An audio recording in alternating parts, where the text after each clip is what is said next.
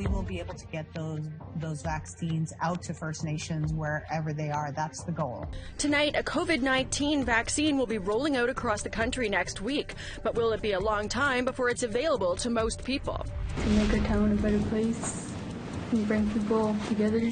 And youth in one small community in the Northwest Territories take it on themselves to create a safe and healthy space.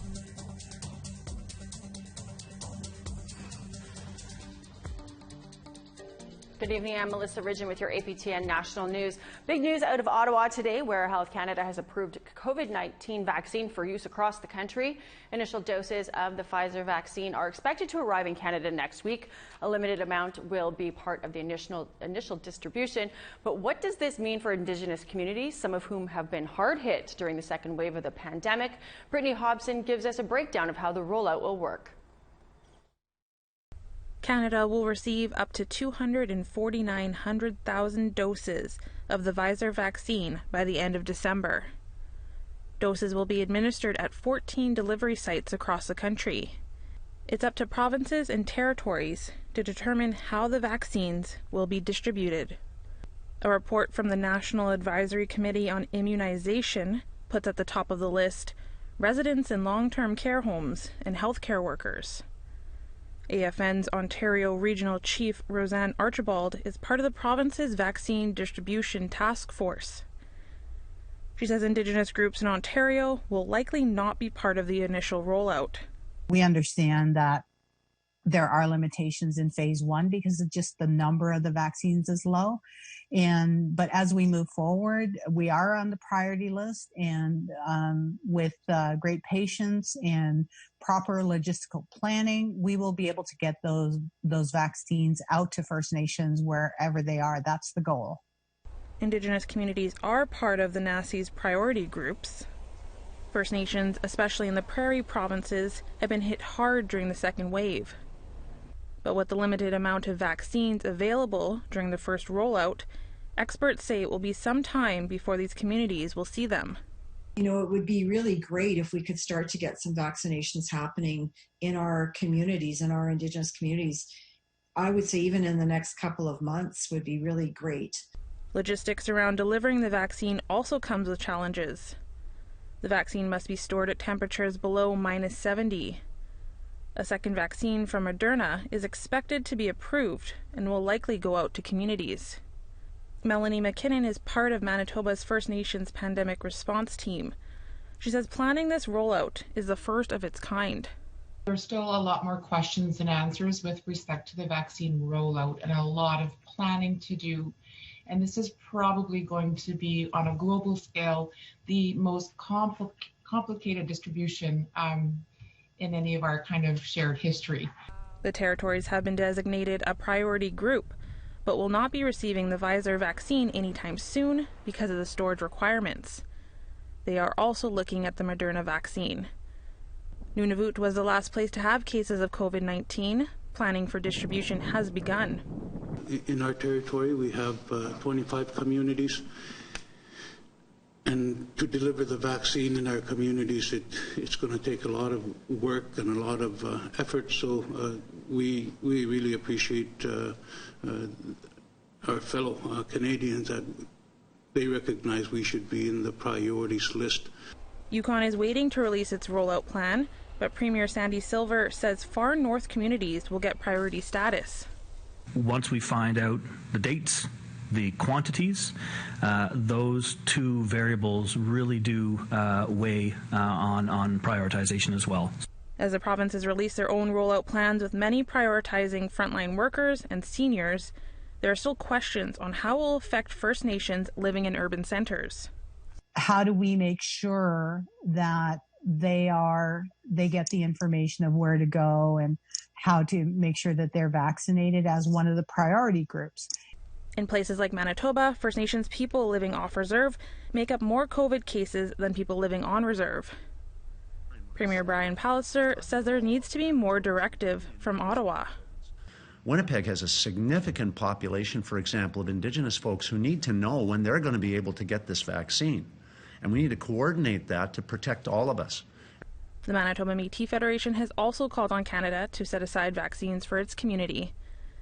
Today, the federal government confirmed it will work with First Nations, Inuit, and Métis groups to create a rollout plan that will include the urban Indigenous population. Brittany Hobson, APTN National News. Now in Labrador, an Innu woman who suffers from mental illness was forced on a plane by RCMP officers to take her to court in Goose Bay. The woman's aunt filmed it. A warning, the video is distressing. Here's Angel Moore. This is a video of Cheyenne Rich screaming for help in Natuashish, Labrador. The RCMP officers are forcing her on a plane, handcuffed, to take her to appear in court in Goose Bay, almost 300 kilometers away. The incident was filmed by Nympha Rich, Cheyenne's aunt, who says the RCMP pushed her and punched Cheyenne. She recorded the video so people would believe it happened. Because I wanted to show my people and the other people to see what the police officers are like. Nympha was not allowed by the officers to talk to her niece to calm her down. The family is angry and says they do not trust the police. According to the RCMP, Cheyenne assaulted the officer and now she has been charged. But Nympha says she saw police hitting Cheyenne. And I think it's not right hitting a woman. He could have done something else, not hitting her. The Rich family is waiting to find out what will happen to Cheyenne and says she needs treatment for her mental illness, not court appearances. Angel Moore, APTN National News, Jabuktuk, Halifax. Today, Quebec presented the piece of legislation known to provincial ministers as the Baby's Law. Bill 79 aims to ease access to information for First Nations families whose children were sent to hospitals far from home and never returned. Former Quebec Indigenous Affairs Minister Sylvie Damour presented a first draft of the bill back in October 2019, long before she was replaced in that position. If the bill is passed, families with children missing or pronounced dead after hospital stay off reserve will be able to initiate an information gathering process assisted by Quebec officials. Quebec's current Indigenous Affairs Minister says they're still ironing out all the details, but gave an example of how it could work.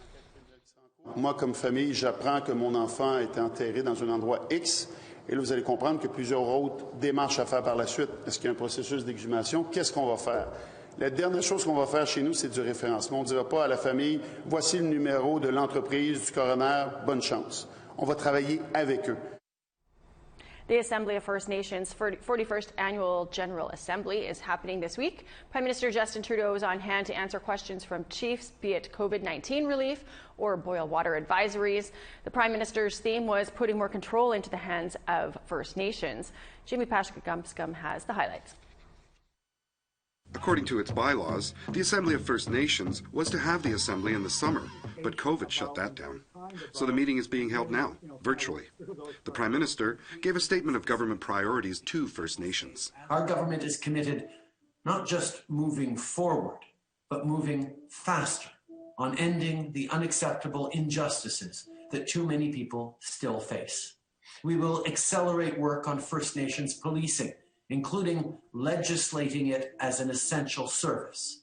The Prime Minister also confirmed the money mentioned in his economic statement last month for combating systemic racism and to continue to implement the Truth and Reconciliation's calls to action. We will also accelerate work on the National Action Plan in response to the National Inquiry into Missing and Murdered Indigenous Women and Girls. Already, we've invested in much-needed new shelters.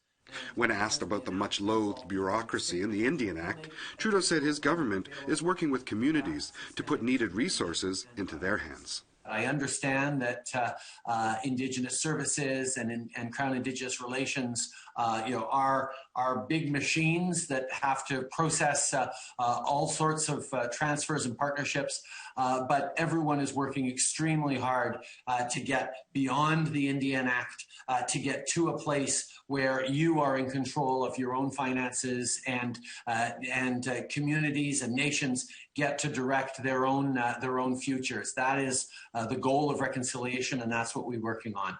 Trudeau was specifically asked about the small fly-in community of Shamatta Ottawa. The First Nation in Manitoba now has over 200 cases of COVID-19. I am really concerned, as you are, about Shamattawa.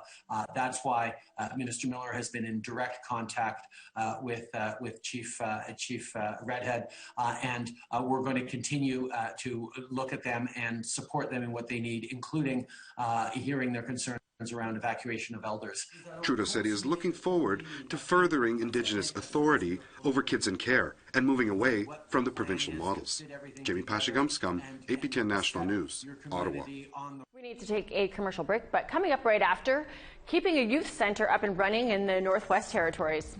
We achieved a lot with this place, especially for the younger generation.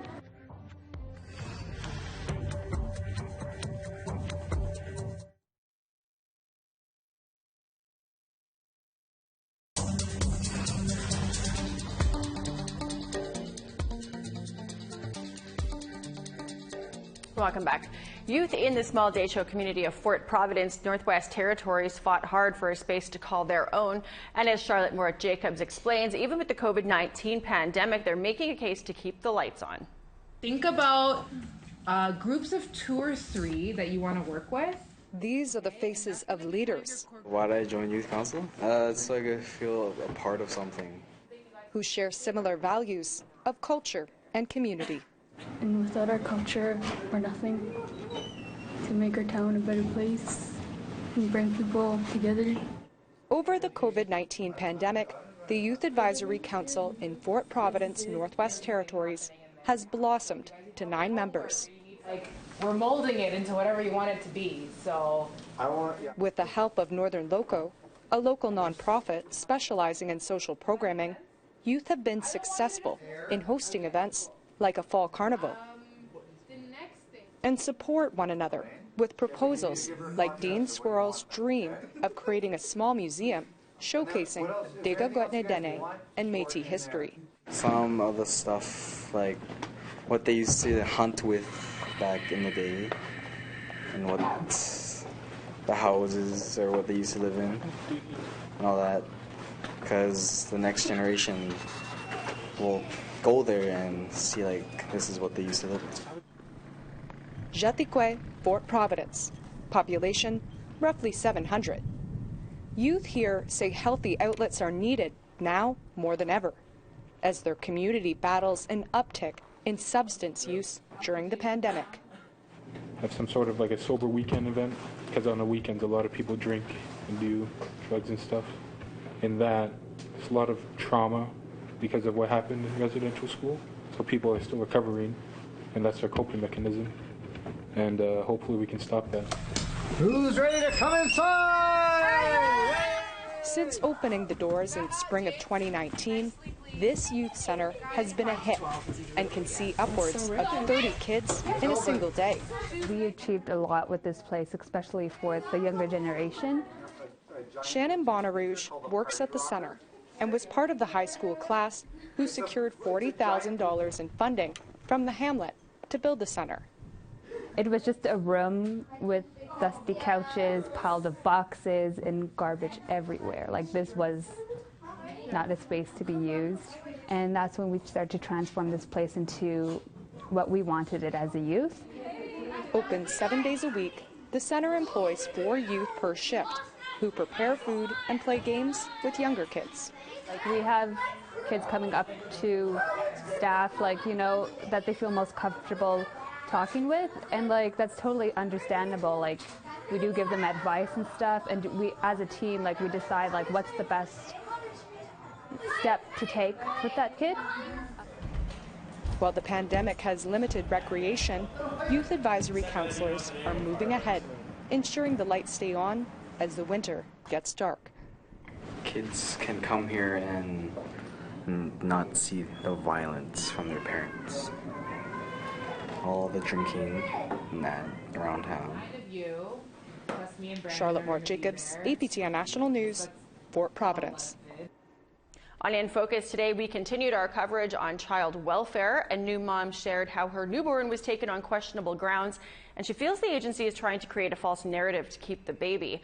We heard from a foster mom who says child welfare creates chaos and gaslights, and we heard from researchers who found that moms are at risk of death if you take their kids. Here's some highlights. There was no concern throughout the entire pregnancy. He was only 4 days short of being full term. There was no concern from my psychiatrist, mental health counselor, family doctor, even from his own worker. There was no cause for concern whatsoever. Everybody knew we were expecting this. He was very much wanted. Even in the hospital, we were very attentive to him. And for this to happen, for it to escalate to such an extreme degree, it's weighing on my mind every day. Every minute I in my arms, I'm wondering how he's doing. How is he doing out there during this time of COVID? Like, they called me and said, "Can you take a kid?" And I said, "Sure, when?" And they said, "Tomorrow." And they literally dropped her off. I think I signed a couple of pieces of paper on my lunch break that day. And then the child was in my house and I had no idea of her background. When I adopted a dog from rescue, I had before they would allow me, I had to fill out a multi-page questionnaire. I had a home visit. I had to have references. And that just didn't happen with CFS. They just call you and say, "Can you take them?" And then all the responsibility is yours. Child custody removal was directly associated with a 55% increase in the odds of unintended overdose. 55% increase in the odds of an unintended overdose just from having your child taken from you. Yes. And that was after we controlled for other common factors like interactions with corrections and homelessness, poverty, other things.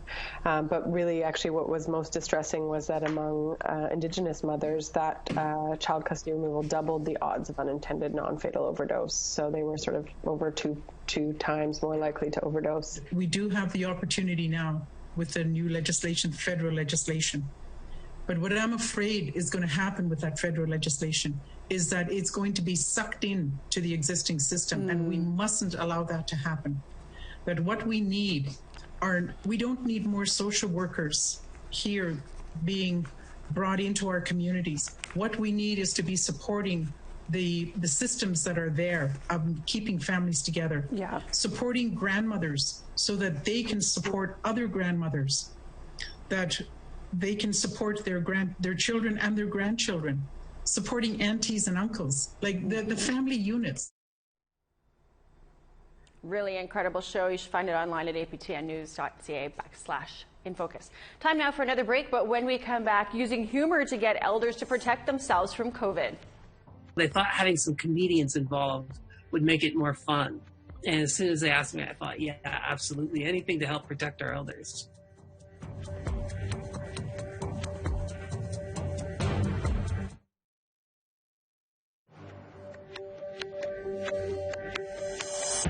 Welcome back. It's time now for our photo of the day.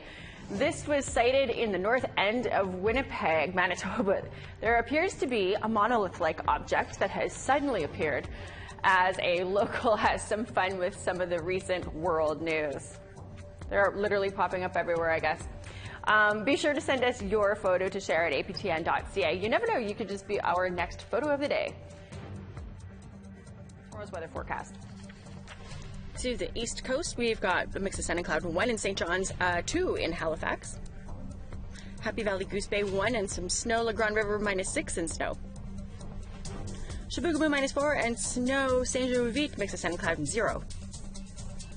2 in sunshine for Ottawa, 4 and sunny for Toronto. 1 and snow for Thunder Bay and Wawa, -15 in Big Trout Lake, snow there. -16 in snow for Thompson. Puckatawagan, -2 in snow. 5 in snow for Winnipeg and Brandon and Dauphin. -5 in sunshine for Swift Current, -1, mix of sun and cloud for Yorkton. 0 in snow for La Ronge, -9, and snow for Stony Rapids, -8, and snow for Uranium City. Sunshine and -9 for High Level, -7 and sunny for Peace River and Grand Prairie. -6 in sunshine for Red Deer, -1 for Lethbridge and Medicine Hat, sunshine. 7 with a mix of sun and cloud for Victoria and Vancouver. Dease Lake -8 and sunny. Prince George -2, mix of sun and cloud. Whitehorse -9 and snow. Beaver Creek -18 and snow. Fort Simpson -14 and sunshine. Trout Lake and Fort Leard -13 and sunny. Tuktoyaktuk -23 and snow. Paulatuk -23 and sunshine. Chesterfield sunny -30. Same for Whale Cove, but snow there. Igloolik -26 and snow. Arctic Bay sunshine and -18. Tallyoak -28 and clear skies.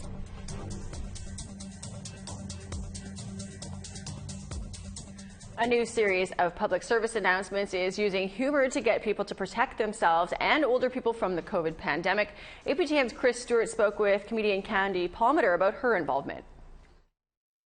Comedian Candy Palmater recently filmed 3 public service announcements for the Protect Our Elders campaign, started by the Alexis Nakota Sioux Nation in Alberta. Grab a bar of soap and then crank it to 10, baby. What's your thing? Are you into classical? Try something like this. Or maybe, like me, you're a metalhead.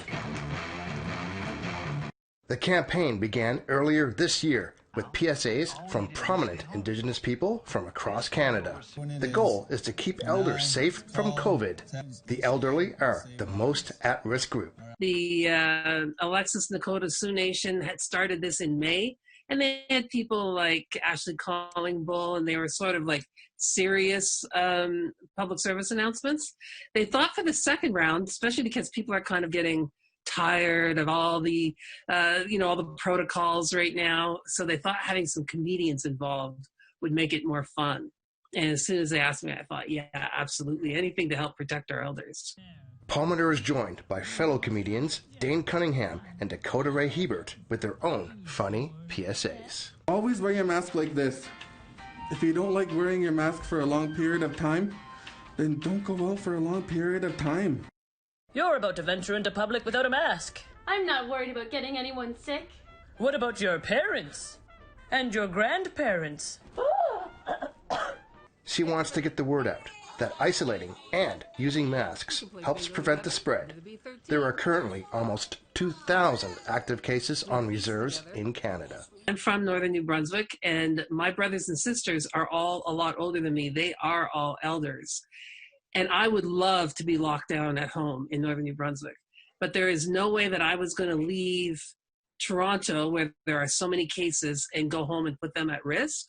So every Friday night, we Zoom, me and my whole family. Palmater says it's not too much to ask to wash your hands, use a mask, and distance. Elders did much more. And I just think they were called to war, and they went without question. They were taken and put in residential schools, and they survived that. And all my generation is being asked to do is stay home and wear a mask. I would hate to think we would drop the ball on them when the ask to us is really pretty simple compared to the ask to them. Candy Palmater's PSAs began running on APTN this week. Chris Stewart, APTN National News, Edmonton. Love her wise words. All we're being asked to do, not go to war, just wear a mask or stay home. That's a wrap on your midweek news. If you missed any of that in focus today, you need to go find it. It's on APTN's Facebook page. You can watch it. The live lives on there, or you can visit aptnnews.ca/infocus. You can find it there too. We're also on YouTube now. Find APTN News. I'm Melissa Ridgen. Have a great night.